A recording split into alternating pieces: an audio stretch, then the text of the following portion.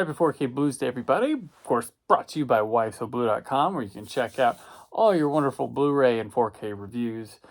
The best place on the webs for it, right? I'm not biased, am I? Maybe. But hi, it's been a while since I've been able to do one of these videos, and it's not like I haven't been getting stuff for review or anything like that, or if you go check, I have reviews up, but just haven't got anything that'd be like showcasey on here. I am padding this one with some extra things, because I got something really cool in that I'm not reviewing, but I bought, but I thought I'd share with you, because I've been itching to do one of these when I have the time. And yeah, so let's just jump right to it rather than me just ramble about things. Stay tuned towards the end. I know some of you are going to skip to it, but a little something there. Maybe little, definitely a little something. So let's get right to my first thing. Is real cool. This is coming out on Tuesday. It is Dragonslayer, this long-awaited cult sword and sorcery epic coming from Paramount, been restored. If you watched the ILM documentary on Disney Plus, you saw stuff to do with this movie. This is a big special effects project in 1981 undertook. Phil Tippett was behind a lot of visuals on here. It only comes with just a 4K disc and a digital code. And I'm very excited to open this one up. I will be reviewing it on whysoblu.com. I'd like to have my review up this weekend, so it might be there when you watch this. It might not. Depends on if I have the time, but this is going to look marvelous, I imagine.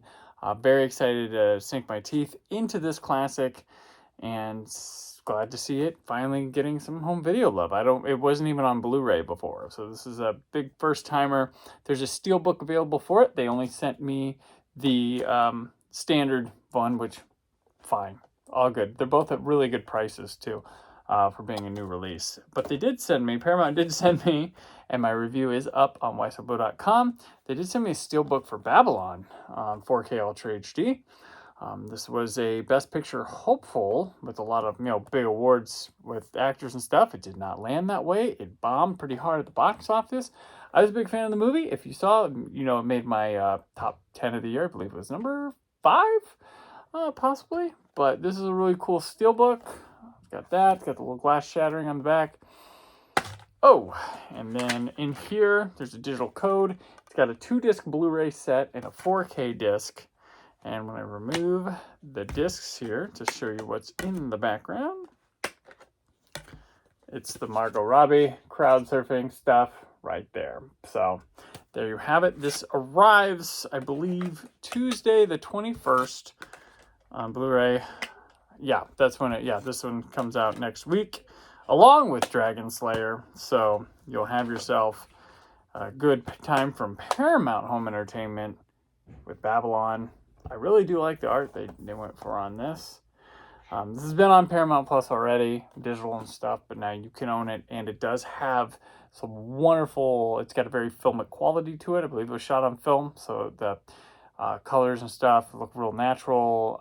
The reds pop really good, contrasting, and the Atmos track is awesome. It really carries that score, it's big and in your face and all over the room.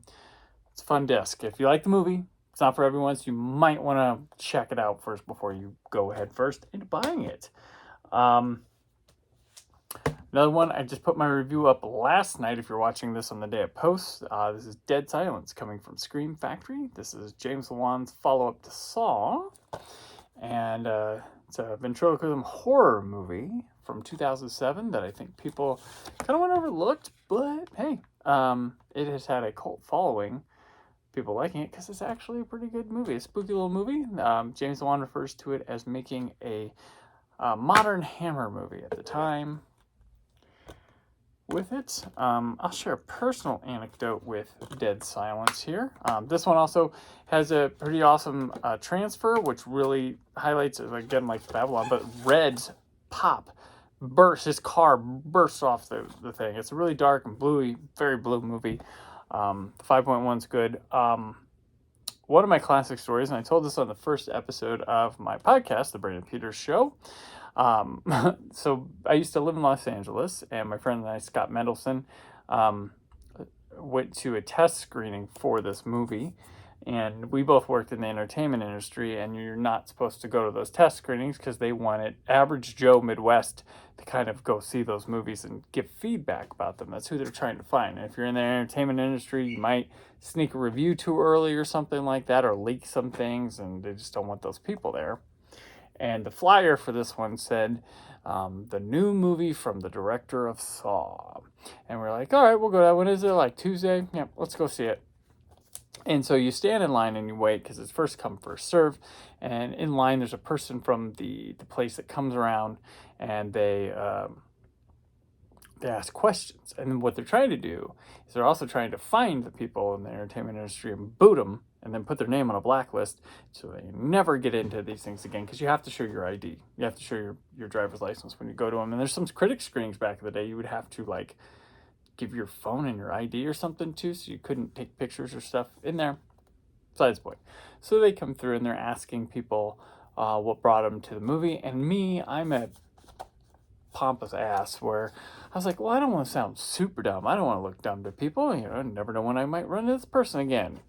Well, they came by and they asked Scott, and they're like, what brought you here? He's like, oh, I just like horror movies.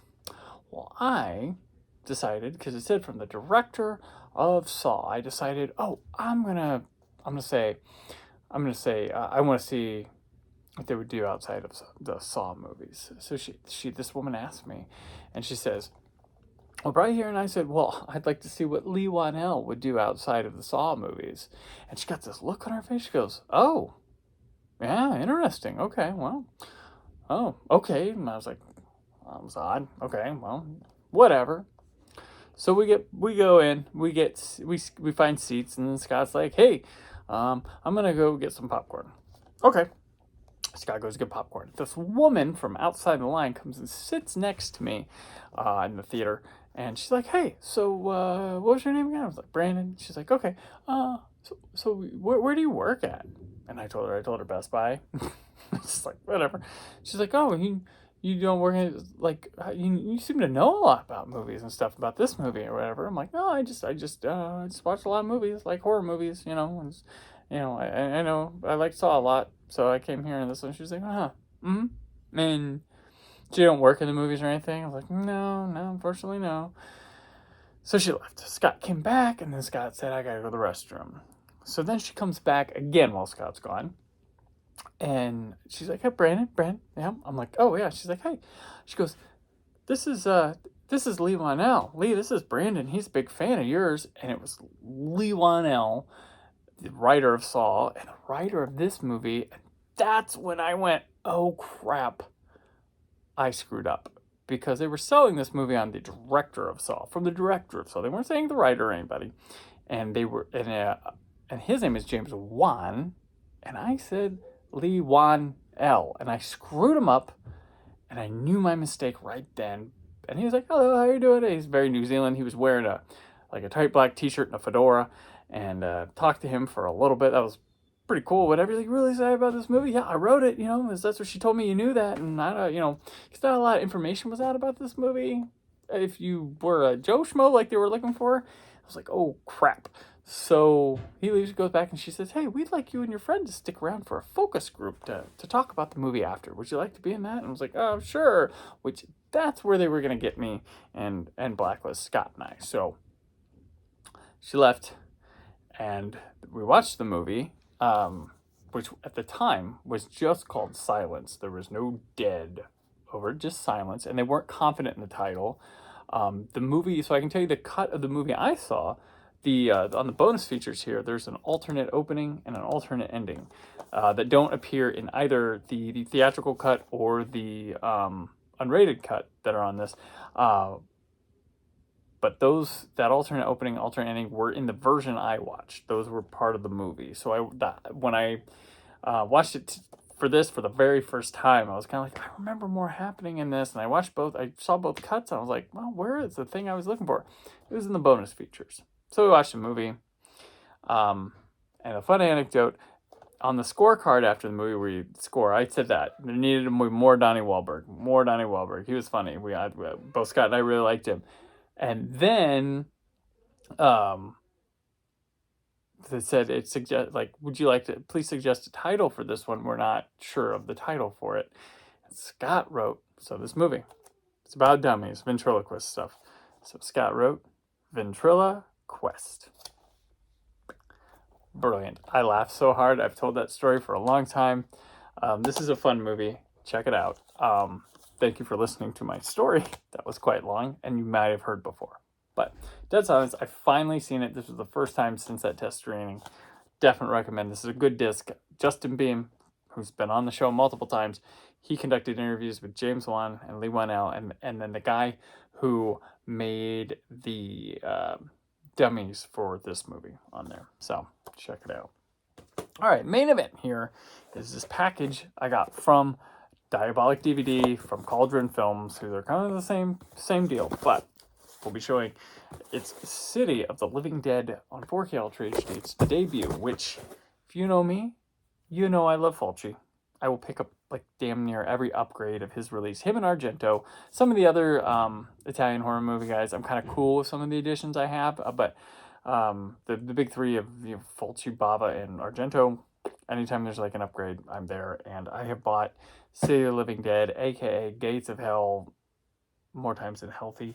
The most recent one being this edition that came from Scorpion Releasing, where they did a new transfer on it. I believe it was via Code Red and stuff. It was kind of like a joint thing. This one you can still buy, I believe. It came with a little poster inside of it. And then my big bulky one that I had was this one from Arrow Video. This was their second time they put it out. I never bought the first one. I had the Blue Underground one. I got this 3-pack of Fulci's with New York Ripper, City of the Living Dead, and House by the Cemetery. So got this one. This one comes with a poster and like I think the CD of the soundtrack and stuff, and a book. Nice bulky little set there. So now we get to this one, Cauldron Films, which is just out. I believe it comes out like the official date is next week, but I was giddy when I opened this box and saw the first thing in here. I'm gonna go through it. Is a set of stickers. I'm gonna show some things that might be a little. They're kind of comic, but they're from the movie. There might be a gore factor here, so this is a disclaimer. Some of these might be too gory for some of these, but I think they're funny. So these are some images, this stickers from the film itself. I think they're funny. Very cool to be included with this 4K Ultra HD set. So here are the stickers. Of course, they had to include her puking out her guts, but I think they're comedic and very fun. The next thing it comes with a 2-sided poster, which measures oddly at 16.5 by 11 3/4. So you can get it in a 11 by 17 frame. Of course, it has the Gates of Hell artwork, which was the title in the US when it first came out. A lot of people still refer to the film as this title, Gates of Hell, but their artwork for this release, which is pretty awesome, gets the other side of the poster. So you pick which one you want. You want the classic, you want the new. I dig it. I like these posters. I just wish it would have been in a even 12 by 18 or 11 by 17. You know, stupid people problems here, but I might find a way to hang that one up because I really like it. Now, also included here, they gave us a CD of the soundtrack, which has this artwork on it, which, yes, it looks familiar. Yes. Here are all the tracks, the track listing on the back. And then open it up. And you got that. Yep. Pretty gross stuff, but it's fun. It's fun. See what they did. And then here's the CD. It's not really anything special with the artwork on the CD, but there you go, from Cauldron. Okay. Digging this release. This is great. Just so you know, this is not a full review of it. I am not going to be doing a full review. I bought this one on my own, so I'm not obligated to review, but I think it's just really cool. I like to celebrate Fulci, and I wanted to share this with you, as it's very cool. So this is only a packaging look. I know, like, I put unboxing. I hate the word. I hate the idea, but I put these on these videos, and people will still get on me in the comments about where's the review, if you're actually watching the video, I'm telling you, there will not be a review of this. Cauldron Films is welcome to send me a copy to review for this, and I will gladly do it. But if this is just out of the, this here is just out of the excitement and passion I have for collecting and for Lucio Fulci's films and Italian horror in general. So here we are. It says nice slipcover. It's not really completely hard, but it's a lot thicker than other ones. Definitely like the artwork. If you can get in the light, if I can get in the light, yep, see? Look at her, yeah. So the tears on her face are definitely a little bit raised texture and stuff. It looks really cool if you see it in person. So there's that, and then here's the back of it, which also different textures. It's a really cool slipcover, and it does the nice thing of doing in the slide, going on the side, which the release has a reverse cover on the case, which I have already reversed. The other cover looks like this, and we have the Gates of Hell cover, which you've seen. So on that poster, and then we have the back here, which has a hanging priest. Very simple, very simple. Yeah, this is like a throwback to VHS. It doesn't list like 10 bonus features or anything. So I guess I will show you the other cover. I'll do that. So let me pull this out. So the other cover looks like that. Okay. So there you are. Lists all the bonus features, which, I mean, if you want me to read them, there's a new commentary by Sam Deegan, and a commentary by Troy Howarth and Nathaniel Thompson, an archival commentary with Catriona McCall, archival commentary with Giovanni Lombardo Radice. Then disc 3, because this one is the 4K disc, and disc 2 is the Blu-ray disc. Disc 3 has a new interview with Massimo Antonello Geleng. If I'm making these names sound bad, I apologize. A new interview with Giovanni Lombardo Radice. On stage, a Q&A with Venantino Benantini and Ruggero Deodato. Catriona McCall Q&A. Fabio Frizzi, he's the composer guy, Q&A. And an interview with Gino De Rossi, an interview with Carlo De Mejo, and a trip through Bonaventure Cemetery. So there's also trailers, an image gallery, and plus more archival extras and other surprises. Very looking forward to just diving through this disc. The discs themselves, they are what they are. Very akin to the Gates of Hell look, and that's what they are.